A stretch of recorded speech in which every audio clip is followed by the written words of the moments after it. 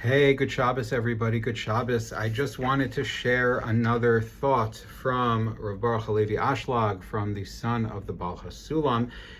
He talks about the very famous pasuk that all of the Mefarshim sort of wonder and try to understand what's going on. Daber el bnei Yisrael vayisa'u, right? Moshe cries out and tries to daven to HaKadosh Baruch Hu as the Egyptians are approaching from behind and as the sea is standing in front of the Jews, and he cries out to Hashem, and Hashem says, "Why are you crying out to me? Daber el bnei Yisrael v'yisa'u, speak to the Jewish people and travel ahead." So Rav Ashlag uses this as an opportunity to talk about the centrality and the importance of the idea of Nesiya, of traveling. And he says that the whole idea of Nesiya, which is what HaKadosh Baruch Hu is saying, it's like, stop davening, don't worry, just go. What is going? What is Nesiya? Nesiya, which is, we see is such a central avoda. Nesiya is a movement. It's movement from one place to another. It's movement from one situation to another. It involves change. Inevitably, movement involves change. If you're not changing, you stay in one place, you stay in one situation.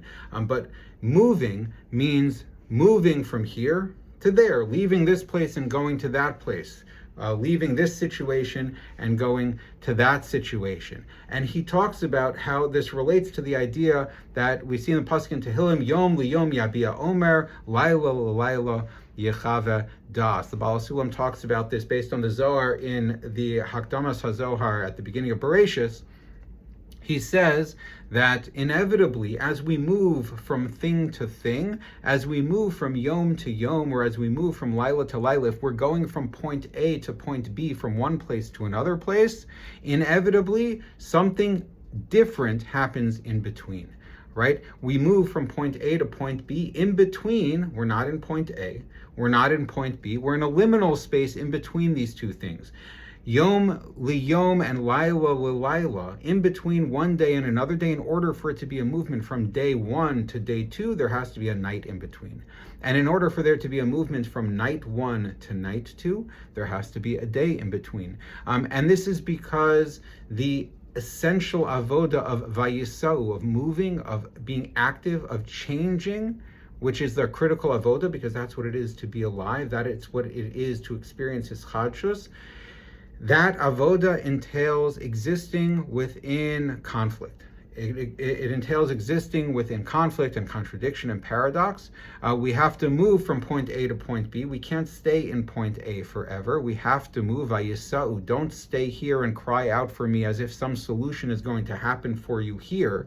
Travel and go ahead, go, move, go to the next place. But that means you're going to have to inevitably leave this place. And in order to get to the next place, you're going to have to pass through something different. If you're in a negative place, you might have to pass through something positive on your way to the next challenge and the next hardship that you go through. If you find yourself now in a positive place, you might have to be going, and inevitably will be going, through challenges, hardships, and difficulties on your way to the next different positive thing and uplifting experience that you have. That is the nature of things. That's the nature of things. And he says the thing and this is because, like Rabbi Nachman says, this is because the essential avoda, the critical avoda behind everything is his chadshus. HaKadosh Baruch Hu is kulo his chadshus.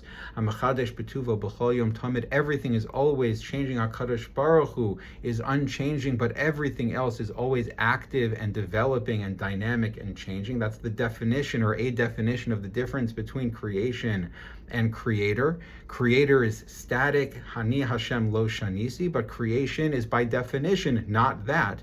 It's always changing, it's always renewing. Every time it changes, there is now something new happening. There's his chadshus all the time. The key ingredient to his chadshus, Rav Ashlag says, is emuna. Like the pasuk in Eicha says,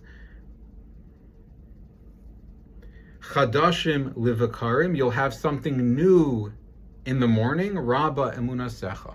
It's a consequence of emunah. A consequence of emunah in the challenging situation is what provides me with the hischadshus to then move from the challenging situation into the next place, vayisa'u, to move forward, and that will leave me experiencing the in-between of the positive in-between. If I find myself in a negative situation, I move forward with emunah of that negative situation and of HaKadosh Baruch Hu's presence within that negative situation, and I experience the positive in-between. If I find myself in a positive situation, I also move forward with emunah, recognizing that there's something to uncover at the next stop along the journey. Vayisa'u, I have to keep moving forward, and I trust that there is more to do, there's more to experience, there's more Shekhinah to uncover along the way. Good Shabbos.